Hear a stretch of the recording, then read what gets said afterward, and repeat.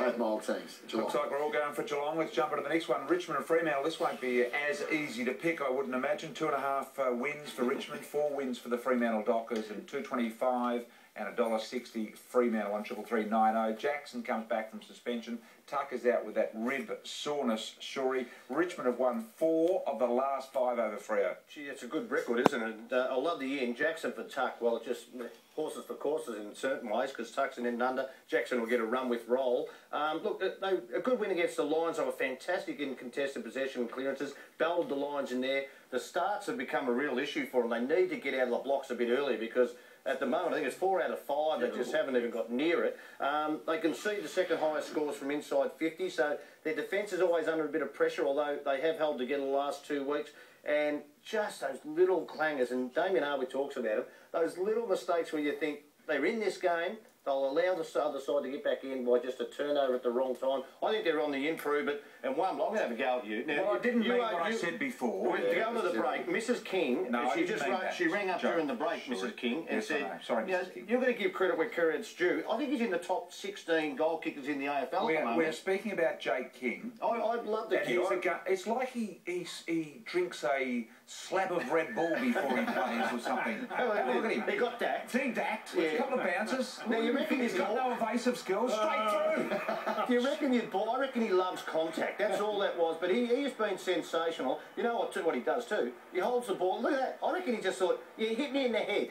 Don't give it to me legally. Just knock me in the head, because I love it. No, and he just gets that free. He is a beauty. He's obviously got limited skill. He's playing that pressure roll up forward. Tackles. And he's doing a great job, and he is playing within his limitations. Yeah. Exactly. No, because you know what? No, I'm going to go Brian because of what he said going into the goal. He's not a superstar in your Give me a break. No, he's not. He's a boy from West Preston. I like him. Don't have a go at me. I like him. I think he's very good. But I think he's been a much better player with that arm sleeve tattoo as well. I think that's really helped. Because everyone that's gone on you think I'm having a go at the kid?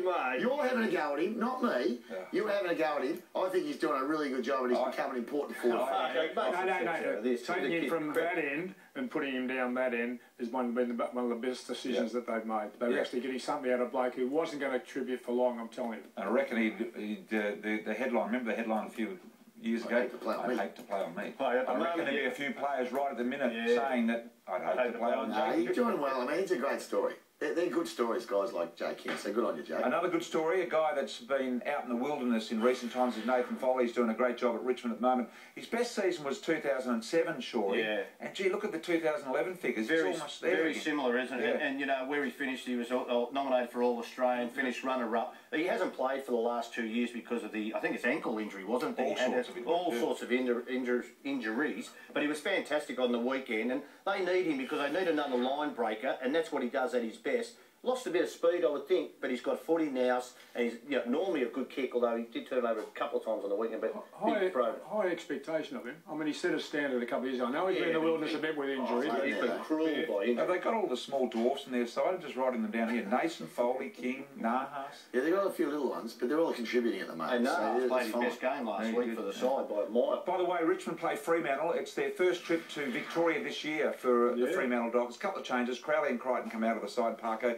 They've been pretty good this year, the Fremantle Dockers. They've won 4 out of their 5 games so far. Yeah, the 2 in are pretty good, aren't they? Broughton and Pearce. They'll won't make them any worse anyway. And they're definitely, Brian, the real deal. I've got no doubt. Despite the loss of some very good players and a very poor, if you like, preparation, they're playing, I think, pretty convincing football. Will definitely finish top 4. But 0-7 at this venue. They haven't been very good playing here, so and it's first time across here this year, so it'll be a very interesting game. First time, for 2011, I think they've been in town, but their set shot accuracy is something that's really killed them. They are probably the worst in the competition at 44%. When you get a player like Pavlich kicking 1.8, he's a good converter. It says something about their finishing off work, but they've got some. Fife and Hill are remarkable young talents. Bradley's doing something, I think it's been a remarkable turnaround in his career. Well, he's one of the guys that has kicked straight. 11 goals, 3 for Kepler Bradley this year. He's been fantastic. Well, and I would never have picked A, that he'd be playing the standard, and B, playing the role that he's playing, including being a goal kicker. It's interesting, isn't it, what they've done with Mark Harvey. He took a few knocks when he first went there because he took Solomon and he took Johnson, and those guys will probably come at the end, but he's turned 2 players' careers around the last 2 years. That's Kepler Bradley and Adam McPhee. So you can't say he hasn't got it right, because McPhee's become a pretty important player for him too. Mark Harvey was asked about Kepler Bradley and whether he was hard to coach, because, you know, you saw that little fumble on the ground there, and this is what Mark Harvey had to say in his press conference this week. My heart's always in my mouth when Kepler's involved. He just keeps me on the edge, that boy. Looking pretty happy with himself at the moment too, Mark Harvey, isn't he? And so he should be. Coaching well. Firing. They have to get used to the MCG, Parker. They do, because in the finish that'll be the greatest test for them. But they play on the big ground. They've got the speed and the skill to go with it. And I think now he's got the game plan too. And one player, McFarlane, has started to. I always thought when he was at Hawthorn he was going to be a good player, but he's become a great player. Almost the informed full-back of the competition. Obviously, yeah. All right, who wins it? Richmond and Fremantle, MCG, Saturday, 4:10 start this game too, by the way, Pickers. Yeah, look, I'm actually going to go for the Tigers. I think they can make it 3 in a row. I really like Fremantle, love what they're doing, but I reckon the Tigers at home might win that one. I'm through with Freo still.